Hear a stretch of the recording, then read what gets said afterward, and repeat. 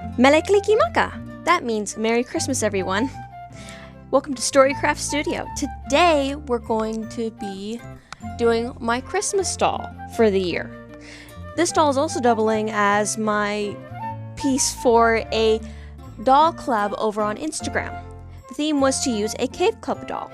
With Monster High and Ever After High dolls becoming more and more scarce, we need other dolls to work with, and the Cave Club dolls are proving to be really fun, and I had a lot of fun working with these dolls. They won't work for every project I think of, but they're gonna be featured a lot on this channel. They've actually been on the channel before in an unboxing review video I did of the original 5. I'm gonna link that either in the iCard or down below so you can go watch that. For this project, I'll be using Lorelei. Let's get her prepped.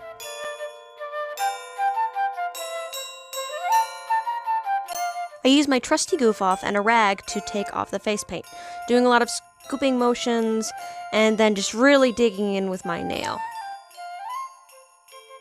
I did not have much of a plan going in for this doll. I knew I wanted her to be red and white, and that's about all I knew. I did some concepts, I made a skirt, I even made some shoes which I'm gonna try and refine into a moccasin pattern so that I can use in future patterns, but I didn't end up using the moccasins for this one because it just didn't work with what I wanted to do. In the end, I went with my half circle dress that I've done the tutorial before. I'm going to try to link that again. And I did that in the same red velvet. I'm going to do some knee-high boots. I drafted the stocking pattern by tracing around the doll's calf, then twisting it and tracing the foot. Put more bulk in the foot for your pattern, and definitely leave off some extra fabric because we're all used to working with Monster High's dainty feet, and these do not have dainty feet. Not the dainty feet. So for when it comes to the sewing, I did hand sewing because it's just easier a lot of the time. For something small like this and really detail lots of little curves, it's a lot easier to hand sew. Do not sew the back of the knee. Because the calves are really thick, if you try to sew the knee, then you won't be able to get it around the calves, and you'll have to take out your stitching anyway. So do just below the knee, to kind of around the thickest part of the calf, and then down to the back of the ankle. Because it's easier to sew it under the foot than it is to try and get it up over the foot. It's just, they're big feet, they're big calves. These are big, bulky feet dolls, and I love them for that. But yeah, just sew and turn out, and then you sew it down under.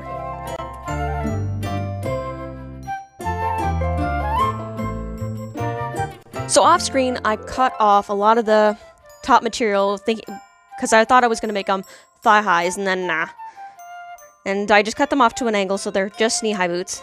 And then I use a ladder stitch to close up the back of the heel, and then sew the bottom of the foot just closed. Originally, I was going to put moccasins in them to make them more of a boot so I could take it on and off. But I'm not going to take them on and off because I don't have that kind of doll where I change their clothes a lot. So I just sew up the bottom, knowing that I'm going to be putting on a sole, so you won't be seeing my unsightly stitching job. I use foam to do that, and then I also use some really pretty gold trim that I use in a few other places on the doll to decorate the back. Just a little detail to cover up the seam and just add a little bit of glitz in the back. I attach them with hot glue, burning the end so it doesn't fray.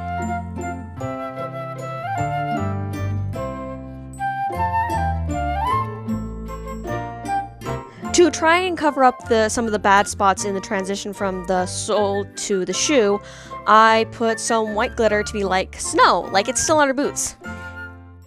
I also tried this really weird technique where I dipped it into the glitter pot. Don't do this, just pour it on. It's messier, but it works better because the dipping, it was bad. Don't do that, it was weird.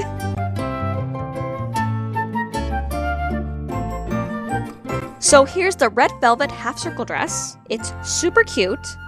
I put some fur trim left over from another project and a little jewel from a vintage, well not vintage, but an old Princess Jasmine doll I had. I took apart the dress for another project and I saved the jewel and it looks perfect here. And then I'm adorning it with the same gold and white ribbon that I have on the boots. And then she's got some jewelry, some jump rings in gold tone for her bracelets and a necklace, and some earrings that I will be showing you how I attached later.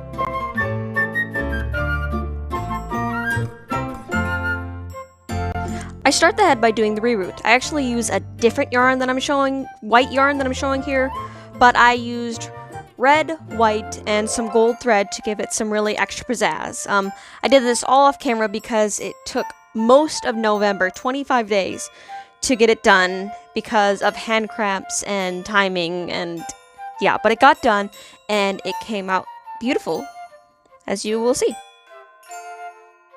So here's the finished reroute. I left the yarn as it is, kind of just untangled it because I'm a big fan of textured hair. Also, this took most of November because hand cramps and other things, and it was a lot of work, but it was super worth it. And I was thinking I was going to do a braid, so I made one section predominantly red, one section predominantly white, and one section with lots of gold strands in it. And it was going to look amazing, but I didn't do that. I ended up doing something else, and it looks really cute, and I'm actually much happier than I would have been with the braid. But yeah, also you see me gesturing and maneuvering the head and showing you stuff. I actually not live narrated this clip, but I was suffering really bad COVID burnout, and this was the last of 5 back-to-back dolls that hadn't gone to plan, so it's really a downer. So we won't be listening to that, but now we're gonna be doing the face-up. So as previously mentioned, I had no idea what I was doing with this doll. Beyond that, I wanted red and white and little bits of gold. No idea. So I went to my mom, who, this is not the mom can fix my problems. This is, my mom almost worked for Vogue. At 18, she was offered a job to work with a photographer and be his makeup artist who worked for Vogue. And she actually took the job, but then she got the opportunity to move with her family here. And she came to help them move, not intending to live here. And then she was here for a while and she realized, no, I want to live in Hawaii. So she quit that job and started living here, and me and my sister are the result. But so she knows makeup. Maybe makeup from 30 years ago, but still, makeup in certain areas is still the same. It's a lot of technique, and just the colors and how you apply the colors changes. And then you get usually sometimes those weird trends that we don't talk about here because I don't do them. We're not talking about them. But so whenever I have a hair, makeup, and sometimes even a outfit question, because she's the best community theater costumer on the island, I bring them to her, and she always gives me really great advice on how I should apply this, how do I change a line here, all that kind of stuff. She's really great for that. So if a doll has that little bit of extra magic that isn't glitter, it's probably her idea. Yes, I'm very lucky about that. But so she suggested for this one to do white eyeshadow, and it's gorgeous. And it simplified the entire process because I could do a white layer, just fill up the entire eye area, and then build in later layers the eyeliner, and just build off that initial white for both the eyeliner and the sclera. And it was really great. Also, a technique that I use sometimes is, usually when you're doing blush, you build it up over layers. But once in a while, what I do is I'll apply a really bright, really oversaturated color, because I have a limited palette, to like the first 1 or 2 layers, and then use subsequent layers to kind of let the sealant kind of tone it down so it blends in with the skin. And it works really well. But it is a bit of a gamble. I got away with it because she's got a really dark skin tone, and she's got so much red in her. But it's always a bit of a gamble, and this time it paid out. Also, you can see me adding white and red freckles. They just kind of happened as I was working, and they're really cute. Colored freckles are really, really cute. Freckles in general, super cute, but colored freckles are just extra special. And I would have done gold freckles too, but I used gold to do a kind of shimmer effect when I get to the wet layer, which is next. So the wet layer is, as the name suggests, my wet mediums, my paints, and a bit of gloss to shine up the lips. Now usually I use a lot of color shift or my dragonfly glaze, but none of those would work here because my yellow is too lemon, my red is too orange, and I don't have the white yet. I do use my black color shift to do the iris and a little bit of details, but mostly I'm leaning into my old metallic gold. It's got a really fine powder in it, and usually it can come out clumpy when I use a lot of it, but when I water it down and paint it on, it does the same effect that dusting on micro powder does for dolls, is that it gives it this really great highlight. So I use it a lot on this doll's face, and it gives it just this really beautiful subtle shine, and as long as I remember to smooth out the edges, it blends seamlessly. I think I left 1 or 2 edges that I didn't blend as well as I could, but I usually just use my finger or a Q-tip or something to feather out so it's not the hard line of the water. But yeah, and also I always use my extreme glitter in pink to do that water line, just that little bit.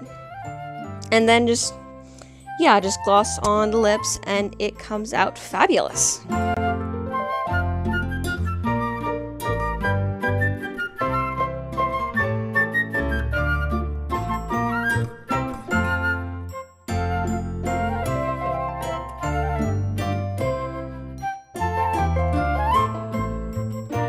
With the face done, we can now do the hair. So when I went to ask for makeup advice, I had the 3 sections of the hair tied up so that they wouldn't get in the way and I would keep track of them.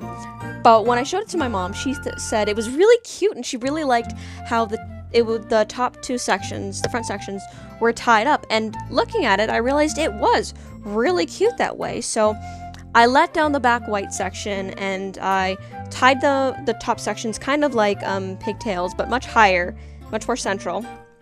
Kind of a princess kind of thing? I don't know what it would call. Someone tell me what this hairstyle is called. But I bound them up and I also pulled back the bangs that I intended to leave loose, but they actually look really good as a kind of bump at the top. You know, that kind of, you pull the bangs back and then you bump them up so they're not flat. It's really, it looks cute and it adds height. And then I put on this gold wrapped velvet ribbon that I wanted to use in some place on the doll, but it just didn't work the rest of the way. Also pulled a few side sections loose and then added this small gold poinsettia that's supposed to be a Christmas tree decoration, but it works perfectly as a little hat for the top of her head and is so glittery and cute and just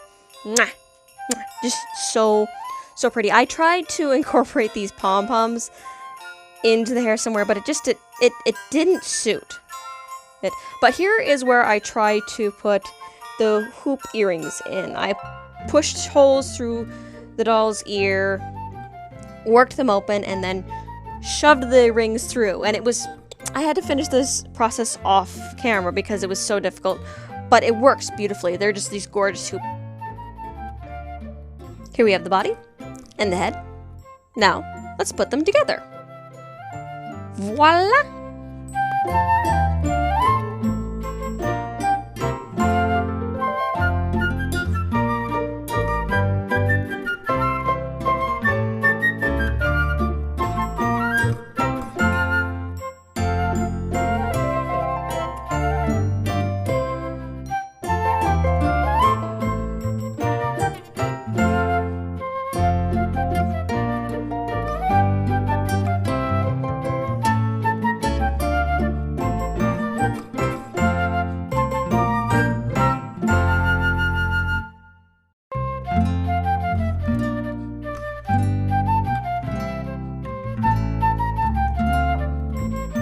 Mahalo for watching. I hope you had a good time and you're having a good Christmas. It's been a heck of a year, but it's almost over. Fortunately, the pandemic is not almost over, but that's a problem for next year. Make sure to like and subscribe this video for more videos in the future, and leave a comment. I love to hear from you guys. Really, really seriously, I love hearing from you guys. It makes my day to see that I have a comment.